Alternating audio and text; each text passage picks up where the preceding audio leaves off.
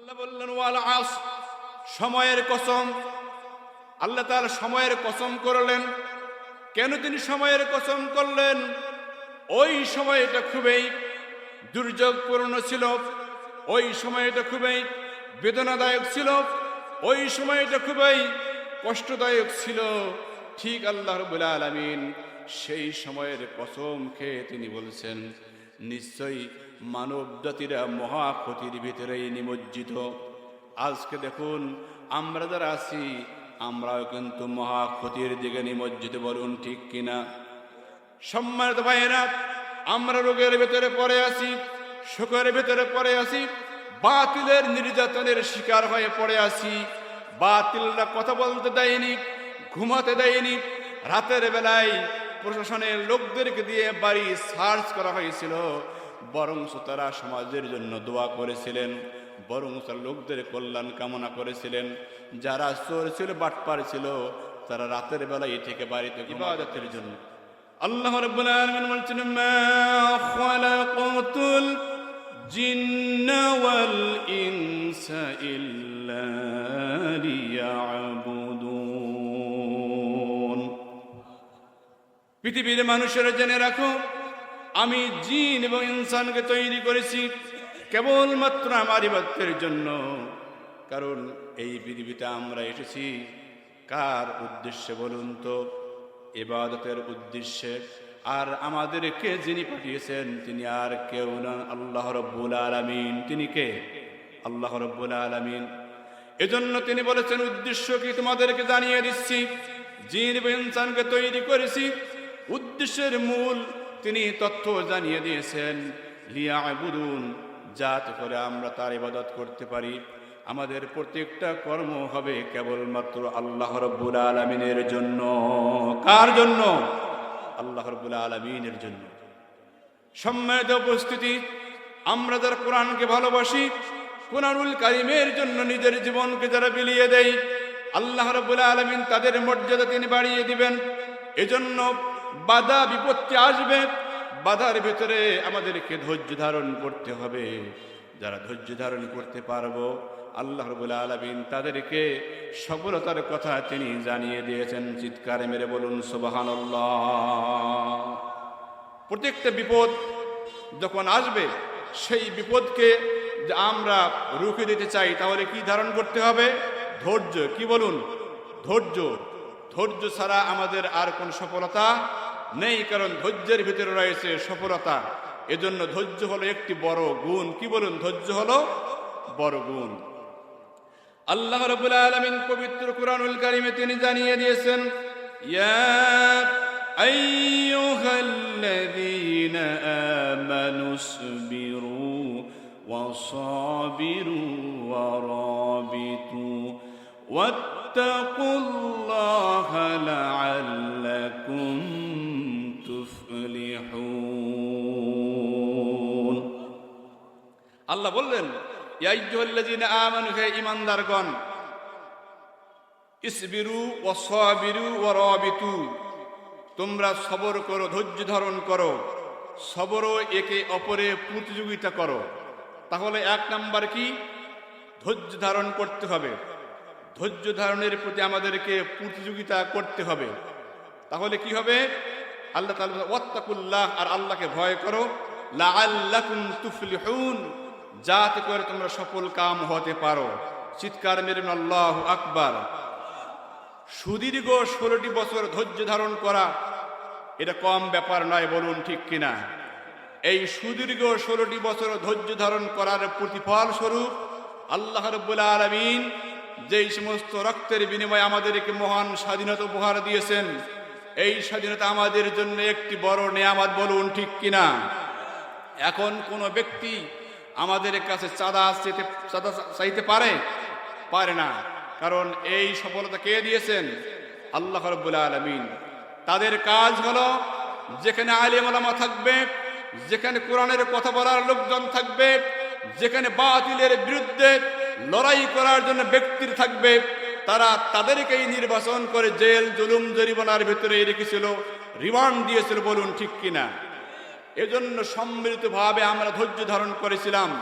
ধৈর্যের ফল শ্রুতিতে আল্লাহ রাব্বুল আলামিন আমাদেরকে মহান সফলতা তিনি দিয়েছেন। সুবহানাল্লাহ। প্রত্যেকটা ক্ষেত্রে আমাদেরকে ধৈর্য ধারণ করতে হবে। আল্লাহ তাআলা বলেছেন, ইয়া আইয়ুহাল্লাযীনা আমানুসবিরু ওয়াসাবিরু ওয়ারাবিতু ওয়াত্তাকুকুম তুফলিহুন।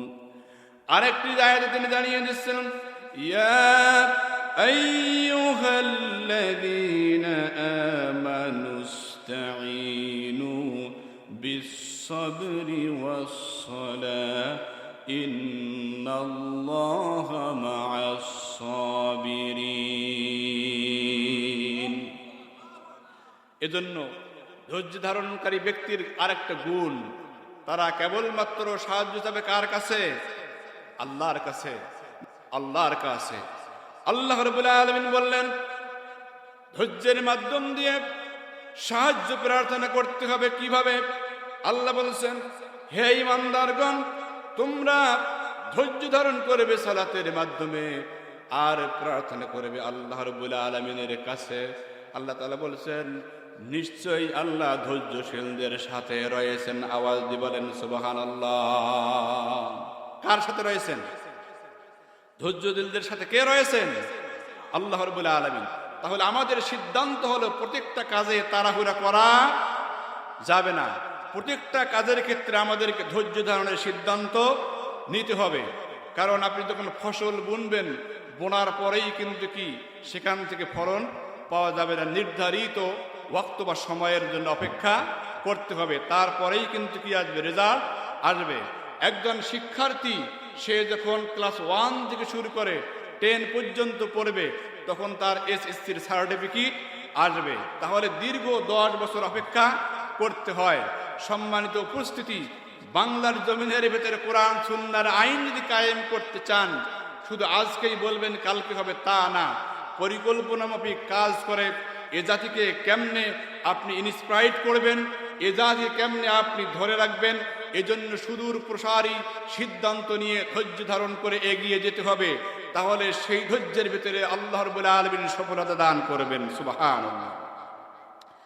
আল্লাহ তাআলা বলছেন, যারা ধৈর্য ধারণ করতে পারে আল্লাহ তিনি তাদেরকে ভালোবাসেন। পবিত্র কোরআনুল কারীমে আল্লাহ বলেছেন, ওয়াল্লাহু ইউহিব্বুস সাবিরিন। আল্লাহ তাআলা বলছেন, আল্লাহ পাক ধৈর্য ধারণকারী ব্যক্তিদেরকে বললেন, আমি তোমাদেরকে ভালোবাসি। কারণ হযরতে আইয়ুব আলাইহিস সালাতু ওয়াস সালাম তিনি আল্লাহ রাব্বুল আলামিনের একজন নবী ছিলেন, পয়গম্বর ছিলেন। বিশাল সাম্রাজ্য ছিল, বিশাল দায়িত্ব ছিল। পয়গম্বর আইয়ুব আলাইহিস সালাতু ওয়াস সালামকে আল্লাহ রাব্বুল আলামিন ঈমানি পরীক্ষা করেছিলেন। সেই পরীক্ষার ভিতরে হযরতে আইয়ুব আলাইহিস সালাতু ওয়াস সালাম 18টি বছর পর্যন্ত ধৈর্য ধারণ করেছিলেন। কত বছর? আমাদের 16 বছর, আর পয়গম্বর আইয়ুব আলাইহিস সালামের 18 বছর। কমই তো হয়েছে, বলুন ঠিক কিনা? কিন্তু তার শাস্তির ধরনটা কি ছিল? ঈমানি পরীক্ষাটা কিরকম ছিল? আল্লাহ রাব্বুল আলামিন শরীরের ভিতরে তিনি রোগ দিয়েছেন। সেই রোগের ভিতরে তিনি পড়ে গেলেন। এক প্রকার পোকা তার শরীরের ভিতরে খাওয়া শুরু করে দিয়েছে। যখন পুরা শরীরের গোশতগুলো খেয়ে শেষ করে নিয়েছে, পরবর্তীতে জিহ্বায় আসবে, ওই সময়ের ভিতরে তিনি আল্লাহর কাছে আবেদন করলেন, রব্বুল আলামিন, পোকাগুলো জিহ্বার কাছাকাছি এসে গেছে। আমি তো এই জিহ্বা দ্বারা, এই জবান দিয়ে কোনো ব্যক্তির নাম গ্রহণ করি না, আমি কেবলমাত্র তোমার নাম গ্রহণ করি। তিনি তাসবিহ পড়েন, লা ইলাহা ইল্লাল্লাহ, লা ইলাহা ইল্লাল্লাহ, লা ইলাহা। এজন্য যারা ধৈর্যশীল যারা হবে তাদেরকে আল্লাহ রাব্বুল আলামিন অগণিত পুরস্কার দিবেন। সুবহানাল্লাহ। যেই পুরস্কার গনে গনে শেষ করা যাবে না, এত পরিমাণে পুরস্কার তিনি দিবেন। আল্লাহ রাব্বুল আলামিন পবিত্র কোরআনুল কারীমে বলছেন, ইন্নামা ইউওয়াফা সাবিরুনা আজরাহুম বিগাইরি হিসাব। নিশ্চয় ধৈর্যশীলদেরকে অগণিত পুরস্কার দেওয়া হবে, যেমন তিনি পুরস্কার দিয়েছিলেন আইয়ুব আলাইহিস সালামকে। তিনি যখন এই কথা বলেছিলেন, আল্লাহ রাব্বুল আলামিনের সেই রহমতের দরিয়ায় মায়া সৃষ্টি হয়ে গিয়েছে। আল্লাহ রাব্বুল আলামিন আইয়ুব আলাইহিস সালামের যেই চেহারা ছিল, তিনি আবার সেই চেহারা ফিরিয়ে দিয়েছেন। সম্মানিত ভাইয়েরা, এজন্য রোগ আসতে পারে, শোক আসতে পারে, সর্ব অবস্থায় ধৈর্য ধারণ করতে হবে। কার উপর বলুন? আল্লাহ রাব্বুল আলামিনের উপর। আপনার ব্যথা শুরু হয়েছে, ডাক্তার আপনার সুনিয়ন্ত্রিত চিকিৎসার মাধ্যম দিয়ে রোগ সমাধান করতে পারবে না। বড় ডাক্তার যিনি, তিনি কে বলুন তো? আল্লাহ রাব্বুল আলামিন। সেই আল্লাহ রাব্বুল আলামিনের উপর আমাদেরকে ধৈর্য ধারণ রাখতে হবে, বিশ্বাস রাখতে হবে, ভরসা রাখতে হবে। এজন্য ধৈর্য ধারণ যারা করে, আল্লাহ রাব্বুল আলামিন তাদেরকে সফলতার কথা বলেছেন।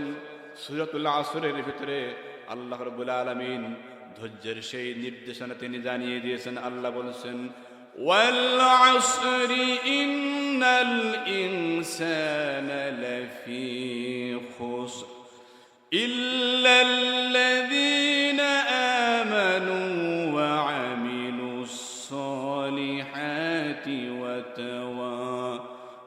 তাওয়াসাউ বিল হাক্কি ওয়া তাওয়াসাউ বিস সাবর।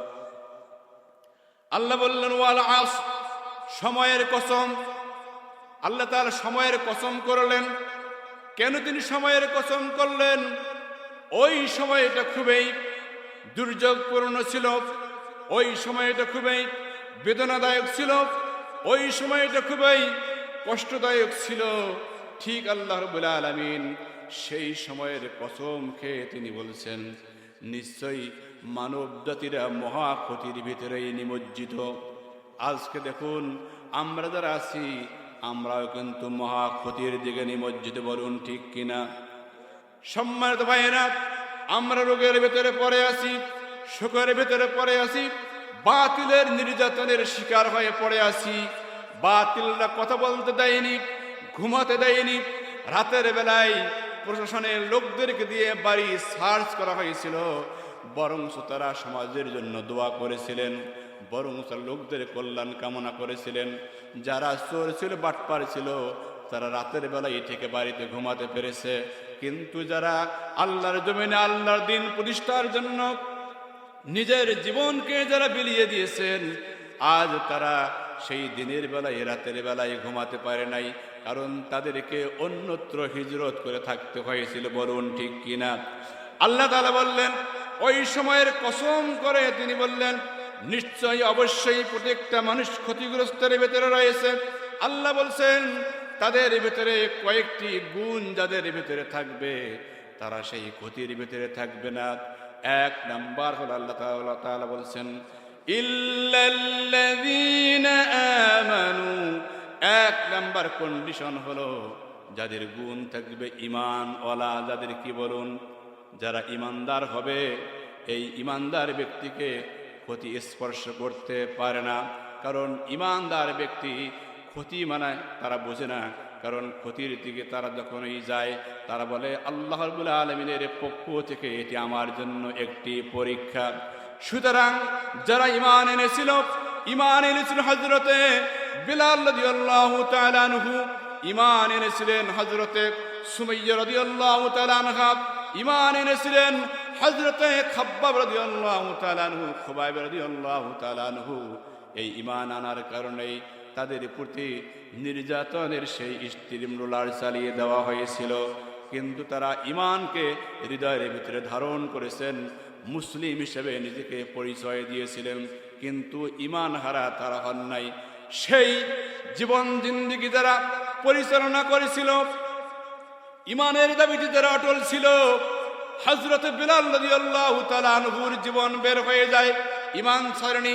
কুরআনুল কারীমের পক্ষে যারা থাকে, তারা নিজের ঈমানকে বাঁচানোর জন্য বাতিলের কাছে আত্মসমর্পণ করে নাই, যেভাবে আত্মসমর্পণ করে নাই হযরতে বেলাল রাদিয়াল্লাহু তাআলা আনহু, যেভাবে আত্মসমর্পণ করে নাই হযরতে খাব্বাব রাদিয়াল্লাহু তাআলা আনহু, যেভাবে আত্মসমর্পণ করে নাই হযরতে সুমাইয়া রাদিয়াল্লাহু তাআলা আনহা। আজ পর্যন্ত বাংলাদেশের আনাচে কানাচে ইমানের সপক্ষে যারা ছিল তারা নিজের জীবনকে বিলিয়ে দিয়েছেন, কিন্তু ইমান হারা হয় নাই, বলুন ঠিক কিনা? আল্লাহ তাআলা বলছেন, এক শ্রেণীর লোকদেরকে আমি ক্ষতির ভিতরে রাখি না, তারা সফলতার সাথে এগিয়ে যাবে। এক নম্বর গুণ হলো ধৈর্য, এক নম্বর গুণ হলো ইমানদার হওয়া। আজকে আমরা যারা আছি সিদ্ধান্ত নিবে সফলতার জন্য আপনাকে আমাকে ইমানদার হতে হবে। দুই নম্বর হলো ওয়াআমিলুস সালিহাত, নেক কাজ করতে হবে, ভালো কাজ করতে হবে। ভালো কাজ হলো আপনি যে সমস্ত কাজ করলে কল্যাণ হবে এগুলো হলো ভালো কাজ, আর যেই কাজগুলো করলে গুনাহ হবে এর থেকে পরিত্রাণ পাওয়া হলো ভালো কাজ। সুতরাং এইগুলো হলো আমাল সালেহ, সেই নেক কাজগুলো আমরা করব।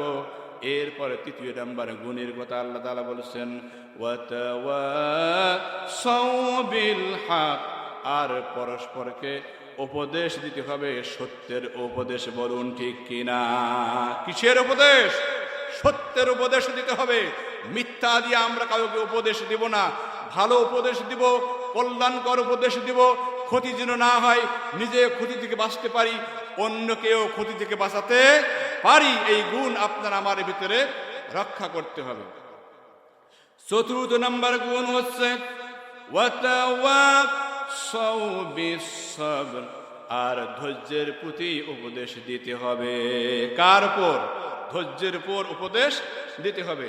আল্লাহ তাআলা আমাদের সকলকে ঈমান, আমাল সালেহ, হকের উপর অবিচল থাকা, ধৈর্য ধারণের জীবন জিন্দেগি যাপন করা তৌফিক দান করুন। কারণ এই স্বপ্ন লালন করব, আগামীর বাংলাদেশ যেন কোরআনের বাংলাদেশ হয়, যেই বাংলাদেশের ভেতরে কোনো দুর্নীতিবাজ থাকবে না। এটাকে রুখিয়ে দিতে হলে আমাদেরকে ধৈর্যের মাধ্যম দিয়ে সিদ্ধান্ত নিতে হবে। জ্ঞানী ব্যক্তি বেশি কথা বলে না, জ্ঞানী ব্যক্তি ধৈর্যের মাধ্যম দিয়ে সিদ্ধান্ত নেয়। আপনার সিদ্ধান্ত হবে ধৈর্যের সাথে সামনে অগ্রসর হওয়া।